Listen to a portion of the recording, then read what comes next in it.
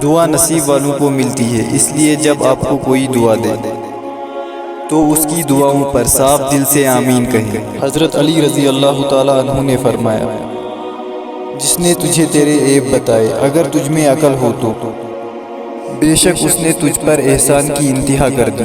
حضرت علی رضی اللہ تعالیٰ عنہ نے فرمایا، اذان اور بارش کے دوران مانگی گئی ہر دعا قبول ہوتی ہے۔ لوگوں سے ان کے مرتبوں کے مطابق سلوک کرو۔ رسول اللہ صلی اللہ علیہ وسلم نے ارشاد فرمایا، مہمان کے ساتھ خود بھی کھانا کھاؤ۔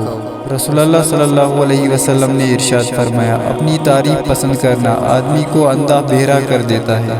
اللہ پاک فرماتے ہیں، میں بہترین سے پہلے دیر کرتا ہوں اور انہی کو آزماتا ہوں جنہیں میں پسند کرتا ہوں۔ دنیا کی ساری بہترین آوازوں میں سے سب سے بہترین آواز اذان کی ہے۔ جس رات تمہیں نیند نہ آ رہی ہو تو سمجھ جاؤ کہ اب تمہارا اچھا وقت قریب ہے۔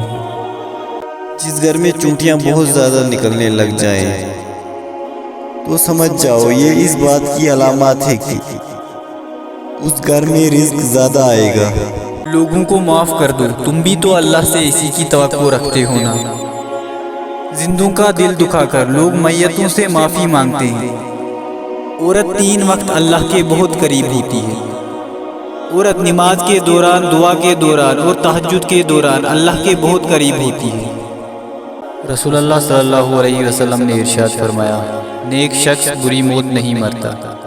رسول اللہ صلی اللہ علیہ وسلم نے ارشاد فرمایا، کوئی صدقہ پانی پلانے سے بڑا صدقہ نہیں۔